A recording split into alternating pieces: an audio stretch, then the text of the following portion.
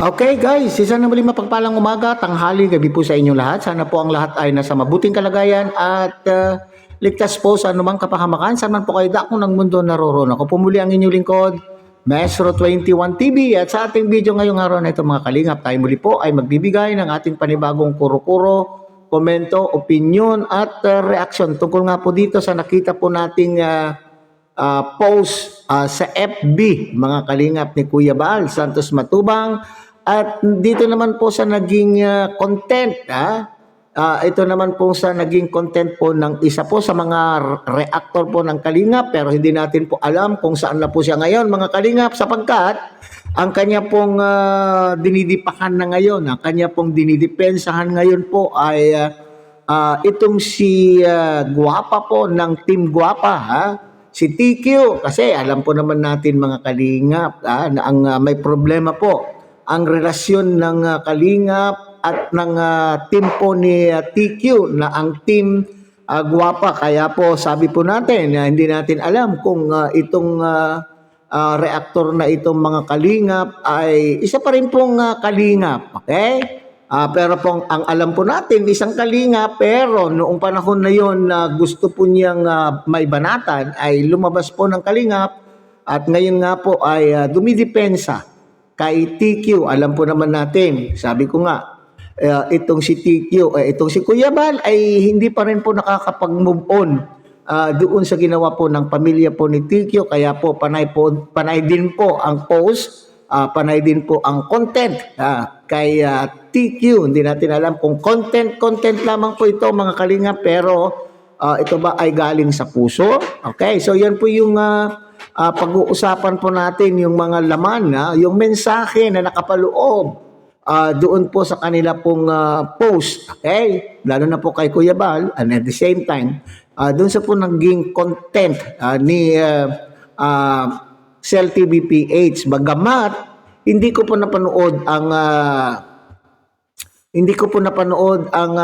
ang buo, ang content po ni Cell TV PH. Nakita ko lang po yung kanya pong thumbnail.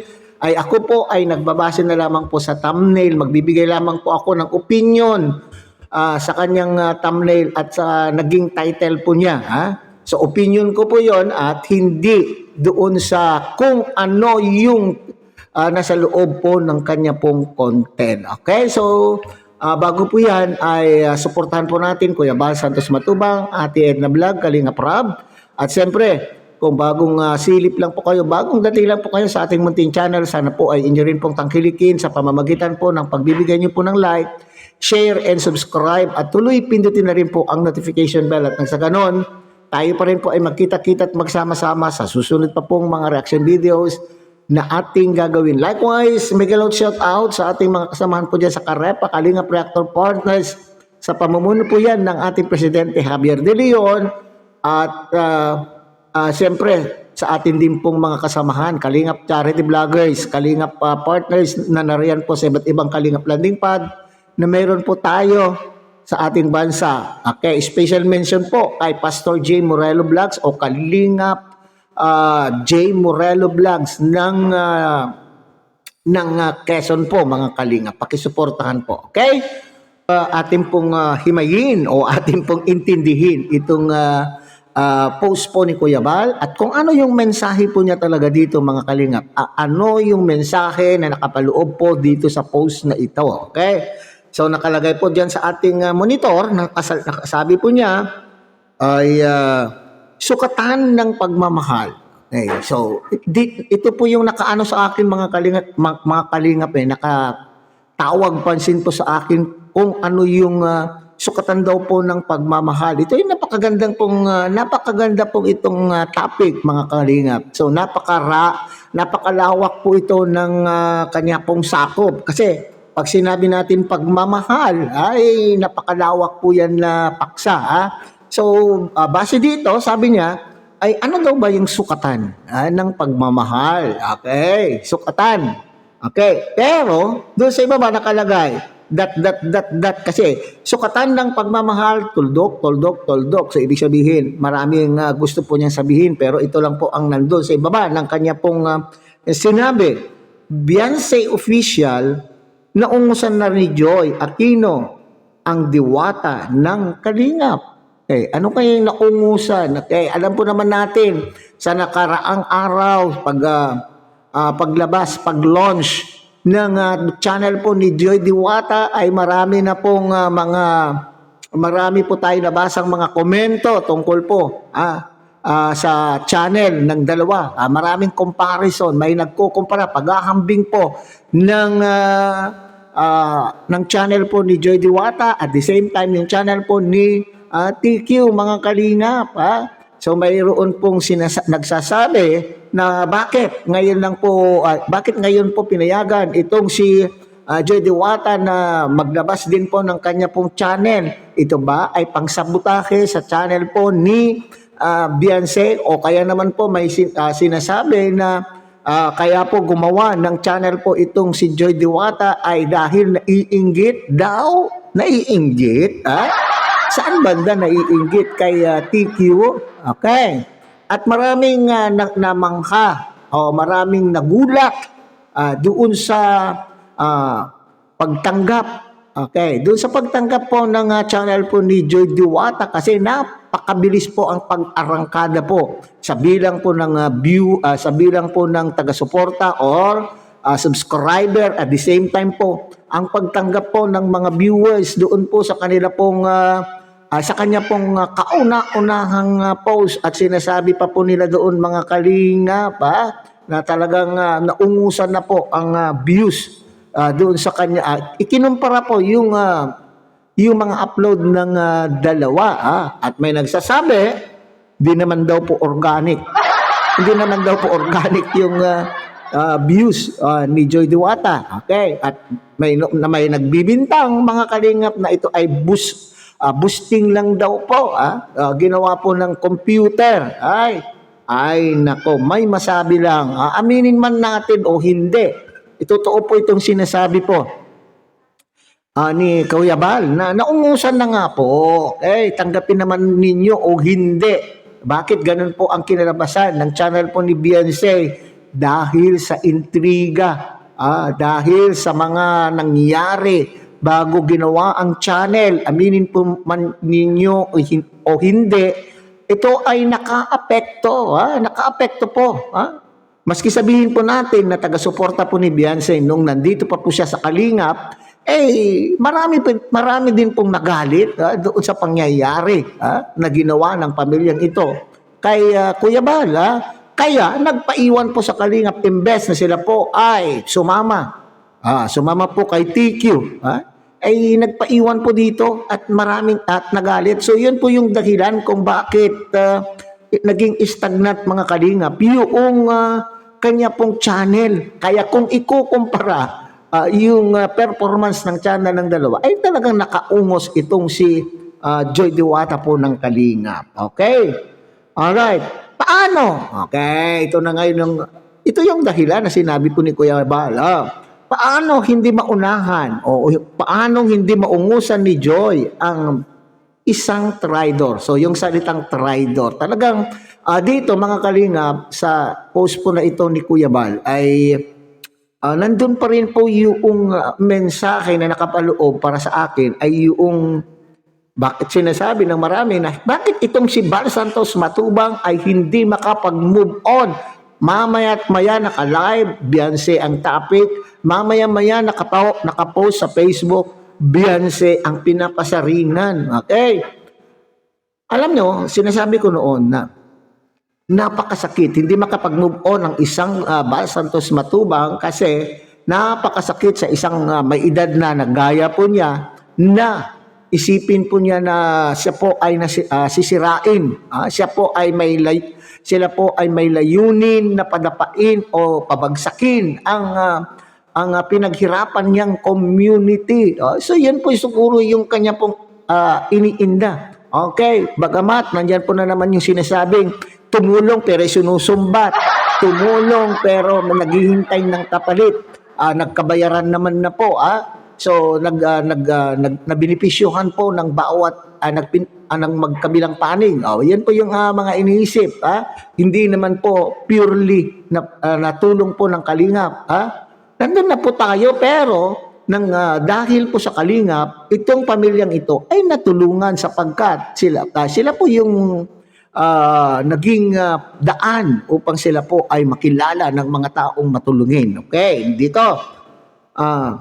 Na traidor. Ano yung ginawang pagta-traidor? Alam na natin po yan, mga Kalingap. Marami po siguro naman po sa atin ang nakasubaybay po dyan. Yung pagpapatulpo na lamang po, mga Kalingap. Okay. Traidor kay Bal Santos Matubang, ang kinampihan ay ang mga wakwak. Pero sinasabi naman po ng kanila pong founder, hindi daw po sila ang wakwak, kundi ang Kalingap, kasi hindi makapag-move daw po ng Kalingap. Umalis na po ng Kalingap, pero pinipilit pa rin daw pong pabalikin. Hindi naman po pinababalik. Yung content po ni Kuya Bal na pinababalik, it's only a content. Content lang yun. At binahayan mo na, pinatulpo ka. Yun po yung sinasabi po na pagtatraidor po ni TQ, mga Kalingap. Alright. Dito naman po tayo, mga Kalingap, sa naging thumbnail. Doon po sa thumbnail, sabi ko kanina, mga Kalingap, ay hindi ko panghihimasukan kung ano man po ang sinabi ni CelTV PH doon sa kabuuan ng kanya pong content. Ang akin concern ko lang po dito, ang akin lang pong inaano dito ay yung mensahe din na kanyang gustong iparating doon sa kanyang thumbnail at doon sa kanya pong title. Okay, so hindi ako magbibigay ng opinion kung ano yung kanya pong sinabi. Okay, ang binibigyan natin dito ng opinion, mga Kalingap, ay yung thumbnail, yung mensahe na gustong iparating mula po sa thumbnail at sa kanyang title. Okay, maliwanag po yan, mga Kalingap. Beyonce, sukatan na ba ang views sa pagmamahal ngayon? Ang title naman doon, views ba ang sukatan ng pagmamahal? Mga oob. Maganda sanang topic po ito, mga Kalingap. Kay CelTV PH. Maganda itong topic. Ang tanong po niya doon, ang views ba ang sukatan ng pagmamahal? Mga obob. Doon lang kasi, may karugtong kasi na mga obob. Kaya yun po yung Para sa akin, magbigay tayo ng opinion. Views ba ang sukatan? Kasi pag sinabing views, ibig sabihin, sukatan ba ng pagmamahal kapag ang isang tao ay sinuportahan mo? Sinuportahan mo ang isang tao, okay, na wala kayong relasyon na gaya po ng boy and girl relationship, okay? Para sa akin, yes, sukatan. Hindi naman sukatan, kundi ang pagsuporta sa isa kapwa, kaibigan man or karelasyon na boy and girl relationship, ay ito po ay hindi naman sukatan kundi pagpapakita ng pagmamahal. Okay, yung pagbigay mo ng suporta sa iyong kaibigan, kapwa, ay pagpapakita ng pagkikare, pagmamahal na rin din po yun. Para sa akin, mga Kalingap, pagmamahal na rin po. Okay, dito sa YouTube, ang sabi po ni CelTV PH, ang views ba? Okay, ibig sabihin yung views, kung ikaw ay sumuporta, kung ikaw ay nag-subscribe, ikaw ay nanood dito sa YouTube, ikaw ay nanood doon sa upload ng isang tao, nagpapakita ba yan ng pagmamahal? Yes. Pero hindi maaring siguro sinasabing hindi yun yung sukatan. Nagpakita ka lamang ng pagmamahal, maaring itong mga nanood ay out of curiosity. Okay? Maaring out of curiosity ay napanood po sila. Nanood po sila. So, ibig sabihin, hindi lahat ng nanood ay hindi lahat ng nagbigay ng views ay nagpapakita din po ng suporta o pagmamahal kay Joy Diwata. Okay. So yung sukatan, maaring dito sa puntong ito na pinagkukumpara itong Joy Diwata at ni Beyonce, ay talagang marami, para sa akin, doon sa unang sinabi natin kanina, para sa akin, maraming nagmamahal kay Joy Diwata, sapagkat naapektuhan po yung mga dating nagmamahal kay Beyonce doon sa mga pangyayari. Okay? Kaya po, sabi po dyan, kumunti yung subscriber, kaunti yung views, hindi dahil sa nagpabusting po itong si Joy Diwata, kundi maaring napunta doon yung suporta na supposedly ay para kay Beyonce ay napunta kay Joy Diwata bilang pagpapakita na one kalingap, one family. Bilang pagpapakita na itong si Joy Diwata ay nanatili pa rin sa kalingap maski anong pasakit, kung anong mga bashing ang natanggap po niya ng nakaraan, ay naging matatag po ang Joy Diwata. So maaring mga kalingap, yung mga galit, doon sa pag-tatridor, di umano, pag-tatridor po kasi ang ginamit na pananalita po o term ni Kuya Bal, ay maaaring yun po yung naging dahilan na kaya po sila po ay hindi sumuporta na. Tinanggal po nila yung suporta kay TQ dahil doon sa ganong pangyayari. Aminin pa natin o hindi, naapektuhan po talaga ang views ni TQ dahil nga sa galit ng mga tao, kaya tuloy napunta kay Joy Diwata. Okay? So yun po mga kalinga pa, sabi ko nga, hindi tayo magtatouch doon kung anong sinabi po ni Cel TV PH doon sa kanyang live, kundi yung tanong po niya lang dito na sukatan ba? Okay? Yes, hindi sukatan kundi pagpapakita. Supposedly ang ginamit natin na salita diyan ay